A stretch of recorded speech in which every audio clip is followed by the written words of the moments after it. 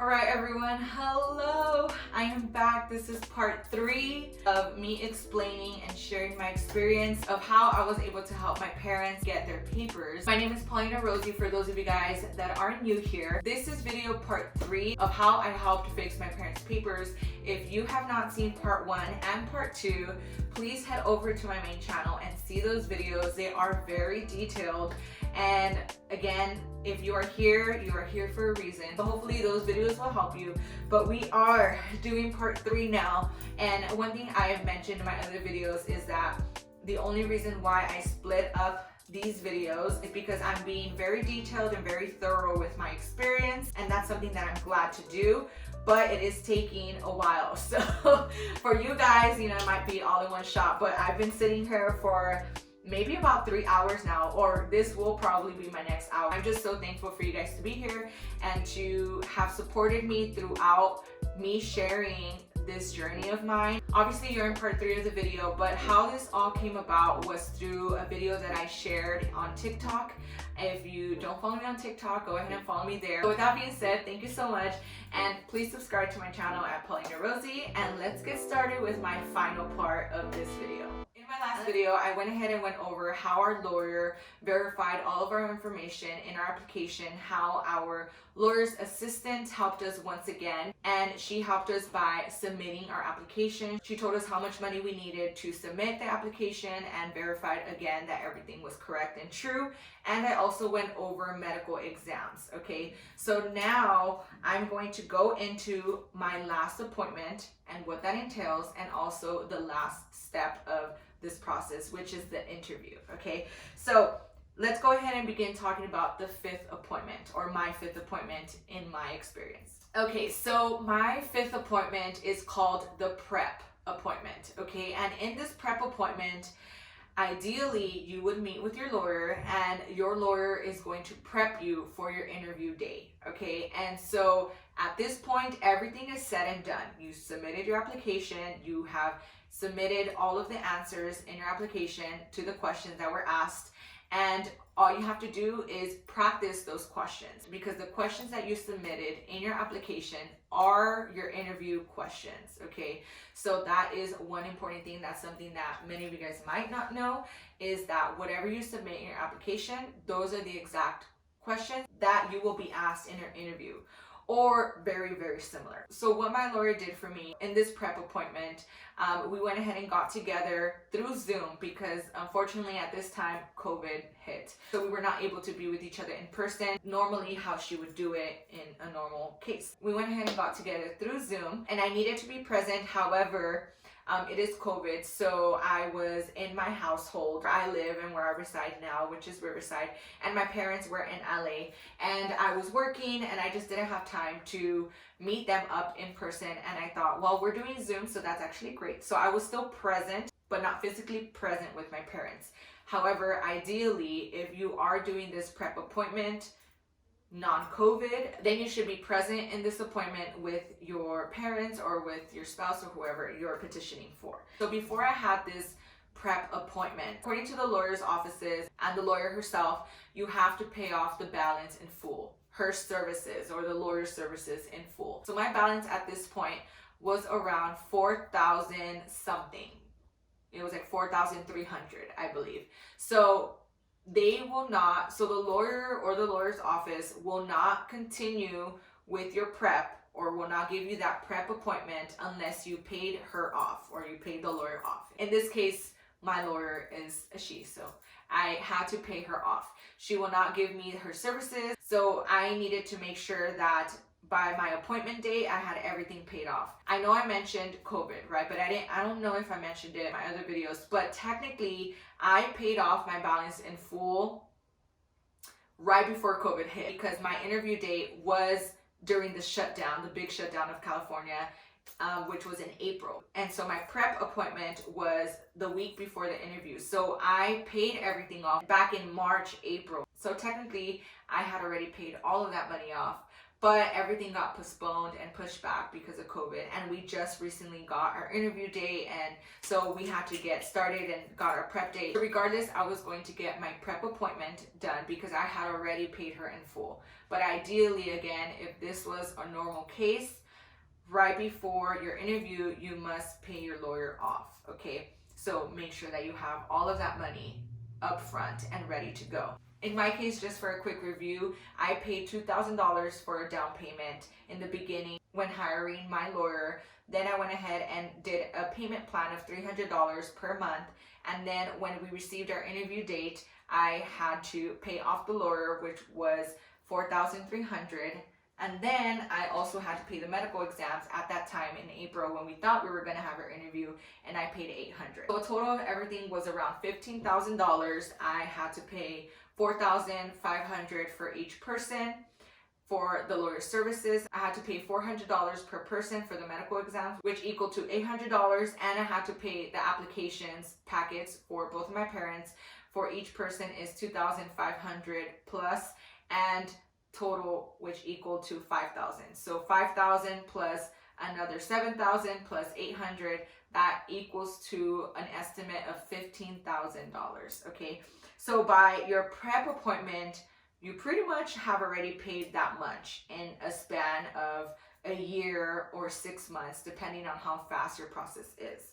So make sure that, again, as I mentioned in my other videos, that you have that money up front or saved within the time that you begin your process, okay? Because a lot of barriers come around now where people are not able to pay off. So once I paid everything in full, then we started the prep appointment. The appointment is pretty much what the title is. They prep you for the interview. So what my lawyer did for us pretty much prepped us for the real day. And what she did is, obviously she told my parents and myself, like, okay, we're gonna pretend that we are going through the interview process. So I'm going to be asking you the questions that they're going to ask, or pretty much might be asking on that day, and I need you to answer correctly. So we went ahead and started. So she started off with me.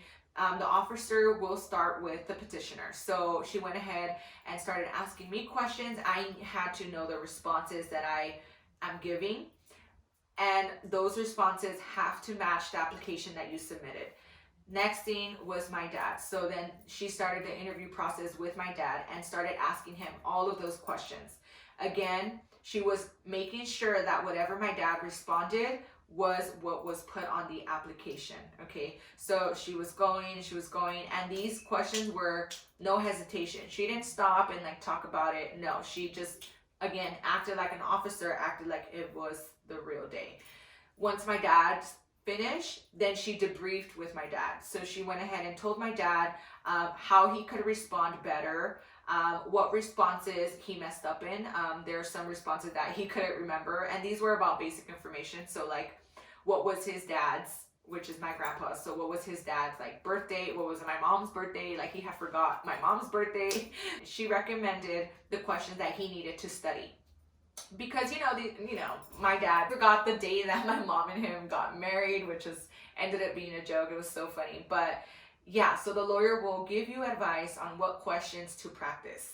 So once that debrief happened, then she started my mom's interview. So the lawyer acted like an officer and started my mom's interview, and same thing. Once the whole interview was done, she debriefed with my mom and told her what's something that she could improve on, what are some questions she could study, and that's pretty much what the prep was about. The lawyer just gave a ton of advice to my parents on how, from how they should act, what they should say. Obviously, we already know what they're gonna say because they're the answers to the questions, but told them like not to be nervous or not to act nervous, because that could be, a little red flag maybe for some officers.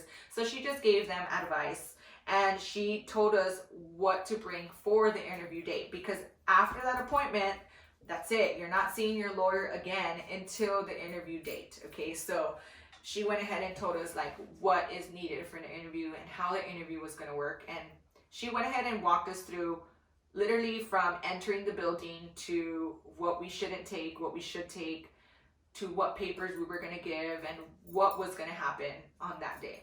So some of the things that she told us to bring for the interview day is to bring your own black pens. So because of COVID, each person had to carry their own black pen, and only black pen. It can't be blue pen, red pens, colorful pens. Has to be black. Another thing that you have to bring is 2 forms of identification. So that could include your state ID, your driver's license, your matrícula consular. That could also be your passport or any work permits. So anything of those forms of identification, they will accept, but you have to bring a minimum of 2.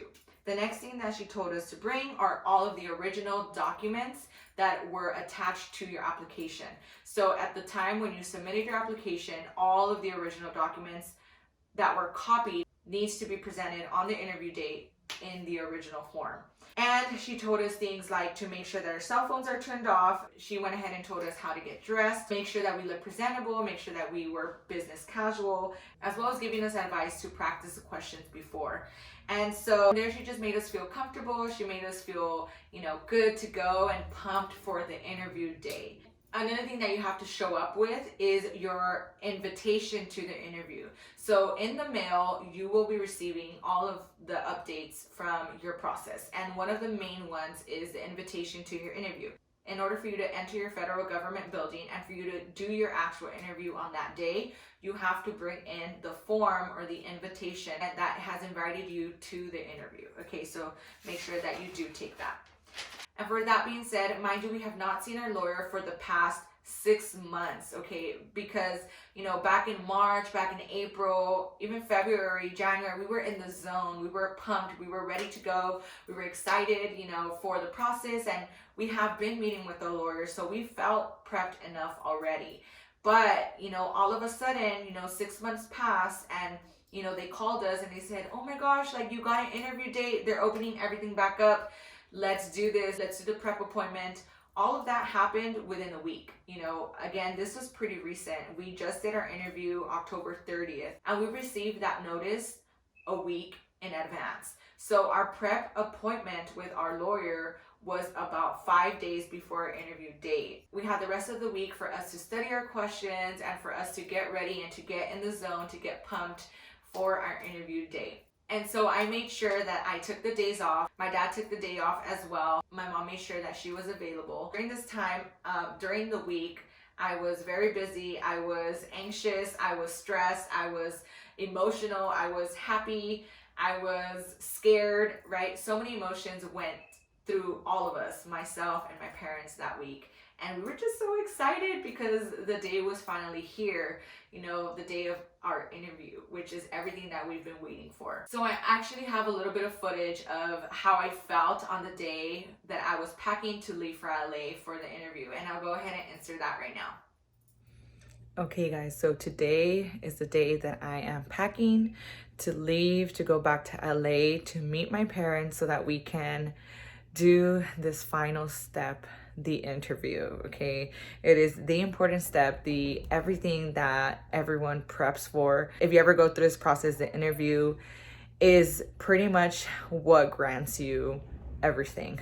Well, in this case, a residency card, which is everything to a lot of us. So yeah, today I'm just nervous. I'm packing right now, and I went ahead and looked at all the documents that I need to take, some documents that I printed out for my parents. I made sure that I had a lot of the requirements that were listed in the sheet that we need to take.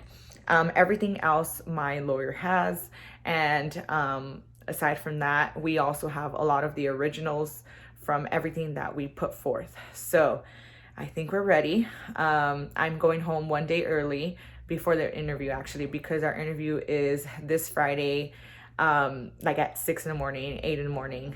And so I'm so nervous, but I'm going home one day early because I want to practice with my parents. I want to help them out in their interview. So we're going to be practicing the day before, the night before, making sure that we have all the questions down. It's just simple information that they need to know.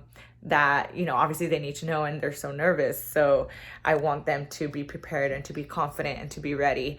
And so, yeah, one of the things that just happened earlier today. So some of the things that are needed from us are pictures. And so earlier today, I was looking through my phone and looking at all the pictures of me and my mom. And I just got so emotional because, you know, this is something I've been wanting for my parents for so long. Since the day I can remember, like probably middle school, when the idea came to my head, when I realized the effects of not being a citizen or resident in the US. I've witnessed so many things and so many cases that could happen when you are undocumented. And that's me living with the people that aren't documented. That's not even my life, you know. These are my parents' life. These are the lives of my siblings. These are the lives of my friends that I have that are undocumented. Like, so many people go through, again, just so much.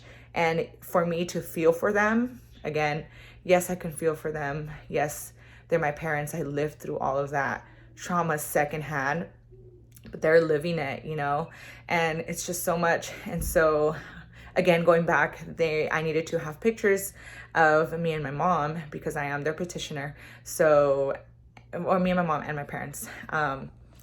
So I was looking at all the pictures again for my mom, and I just got so emotional. I really wanted to cry because a lot of the pictures that I had were recent. A lot of the pictures that I have were about 5 years ago, even 10 years ago. And it's just seeing myself grow with my mom and her always being there for me and always pushing me to do the best. And me getting to this point today, which is the day before the interview, or a few days, 2 days before the interview. It just, again, it makes me so emotional. It makes me so happy that I can't believe I'm getting to the dream that I've had for so many years, and we are here. I don't know if I'm making sense. I don't know if I'm rambling. These are just emotions that I'm feeling that I am so thankful for. You know, I'm thankful for having a job. I'm thankful for working this hard to be able to save and do this process for my parents and just be there for them, because they've been there for me my entire life and they deserve it. They've worked so hard here. They've done everything that they need to do to be great civilians in the society. And yeah, I'm just so excited. I'm just so excited, guys. You guys don't know. Right now, I'm packing, and I'm packing, you know, all the clothes that I will be wearing for the interview. I'm also packing a few extra shirts or extra pants or extra jackets for my mom, just in case she needs any professional clothes. I'm gonna go tomorrow to see if she has, you know, any clothes ready, which I'm sure she does have a lot of, you know, nice clothes. But just in case, you know, you can never be over prepared, especially in this case. So yeah, I'm excited and I can't wait. So I'll give you guys updates throughout the journey. But yes, so I'll see you guys then.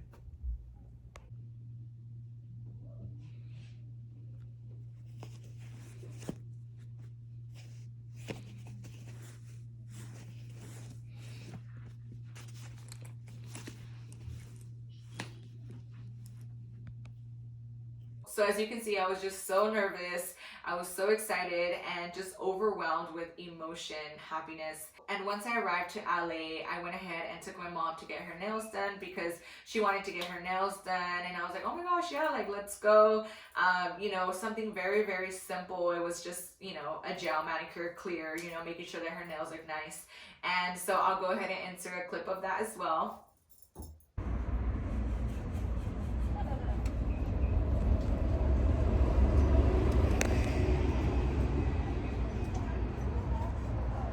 Porque si me pongo zapatitos no quiero que se me haga mucho. Very nice. El color, ¿verdad? Yeah. So cute. And that's when I started filming the TikTok that actually went viral.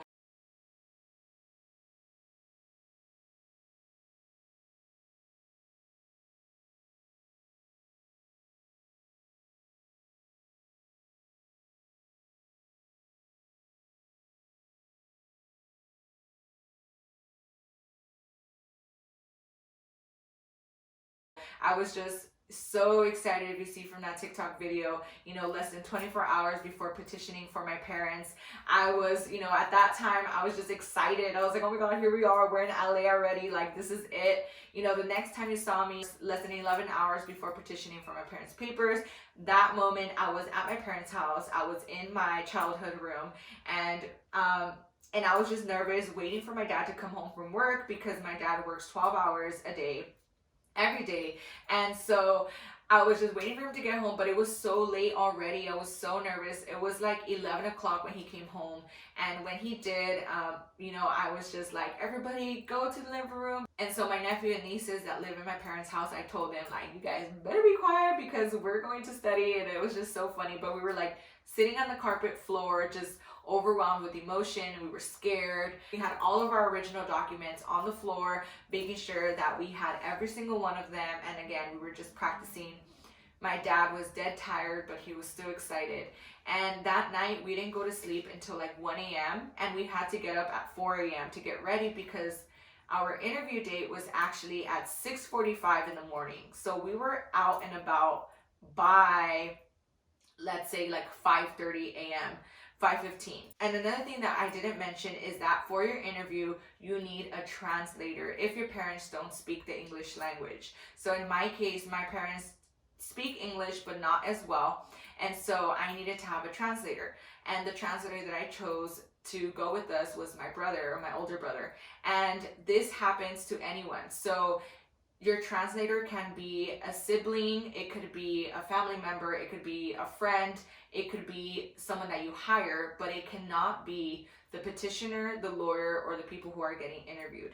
So you have to make sure that on your interview date, if your parents don't speak the English language, or your spouse doesn't speak the English language, or whoever you're petitioning for, that you must have a translator that does. But it cannot be your lawyer, it cannot be the petitioner, and it cannot be the people who are getting interviewed. With that being said, my brother was with us in the early morning, and it's just so funny because, you know, he has a life, he has a whole family, and so he made sure, you know, he made the time to be with us and to support us in any way that he could, so he did that for us. My interview experience was pretty much everything that my lawyer said was going to be like, you know, from entering the building, from what to bring, you know, we were ready, we were prepped on that day. You know, we went in and we did everything we needed to do, and we were just, it was the waiting game, you know. But because of COVID, my experience was pretty different. You know, everyone had to wear masks. When you walked in, you had to be social distancing. We were seated separately, you know, all that stuff. And because of COVID, I actually had to interview twice. So they did not allow more than 2 people in the room with an officer for your interview. So typically in a normal situation, a petitioner is, if you are petitioning for your parents, you are able to do the interview together, both the mom and the dad. However, because of COVID, they did not allow me to. And they did not even allow the translator to come into the room with us either. Neither the lawyer. So the lawyer also was not present with me on the actual interview date, which is crazy because that's the whole point of, you know, me hiring her. But no, not the whole point. She helped us tremendously. But, you know, you would assume or expect to have your lawyer with you because it'll make you feel safe. It'll make you feel good. In this case, we did the interview by ourselves. Our lawyer was present, but she was present over the phone. And the translator wasn't able to come in. So they made sure that they gave us the officer that does speak Spanish. So with that being said, it was just myself and one parent and the officer. Just 3 people in a room. And so I went ahead and did the interview first with my dad and then with my mom. So we did our interview separate. And because of that, again, as mentioned, I did the interview twice, or I was present with both of them, but at separate times. And so how the interview happened, again, is exactly how the lawyer told us. We would go in and right away get started. The first interview is for the petitioner. So they interviewed me first, and they asked me all of the basic questions that I needed to answer, such as my full name, where was I born, who is my employer, how long have I been working there, what's my marital status, right, all that stuff. Once my interview was done, so then the officer went ahead and got started with my dad's interview. So same thing, they begin with asking basic information, general questions. Make sure that your parents know each other's information and, you know, when they got married, if they're married. Same thing with your spouse. If you're petitioning for a spouse, make sure your spouse knows information about you. So they'll just go ahead and start with the basic information. Then they'll move into the actual application questions. So remember all the questions that I gave you guys as examples. They're going to go ahead and ask those again. And obviously at that point, they're guiding themselves with what you have already answered. So for example, if you say a different answer than what you put on in the application, that is a red flag for them, or they'll interrogate you a little bit more and ask you like, okay, well here you said in the application that you put this, so why is it that now you're saying this? So they'll talk to you through it if that's the case. Other than that, once you're done with those interview questions, then that will conclude the interview process in terms of questions. After that, they're going to ask you for your medical exams. So this is when you give the sealed envelopes of the medical exams that you've done for your parents, or that your parents have themselves, or that the person has themselves there. And the officers will open it right in front of you. Again, what the doctor filled out in those forms, you were not able to see. So you don't know exactly what the doctor put on those forms until the day that the officer opens them in front of you. So what happened to us, as mentioned earlier in the videos, pretty much both of my parents have a condition. However, both of them are not severe at all. However, one of my parents' forms, or medical exams, when they opened it, when the officers opened it, they were kind of confused. They were like, okay, it says here that, you know, parent has a condition, but they didn't write down any notes on that condition. And so again, because our officer was knowledgeable of that condition, that officer was able to pass and judge it as an okay. However, if that officer was not knowledgeable of my parents' condition, they could have stopped right there and then and decided that they weren't going to continue the process, and they would review it themselves another day and let us know later what they decide. However, again, thank God, our officer was knowledgeable of that condition, and they reviewed it with their supervisors, and they did whatever they needed to do, and they went ahead and passed it, and everything was good because they verified with my clinic what the condition was, and they spoke with the doctors and all of that stuff. It was good. So we were in the clear. So that day, once they open your medical exams and they look at what you have and what it is, again, they judge it that same day according to your condition. And once they do, again, they can decide whether they send you home with waiting for an approval later on, or they can send you home with an automatic deny, or they could send you home with an automatic approval. For our case, thankfully, again, all went well, and everything went well in their eyes as well. And so because all went well, we were finally approved, and we were just so happy. We couldn't stop thanking the officer in the most professional way. After that, you know, we just couldn't believe that that happened, and that everything we worked so hard for came to life. You know, being approved meant everything to us.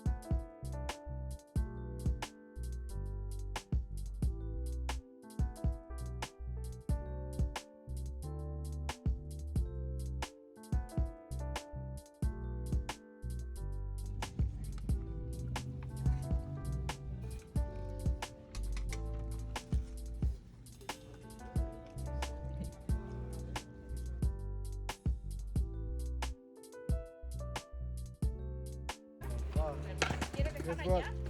What? We passed, fool. You guys back? Yeah.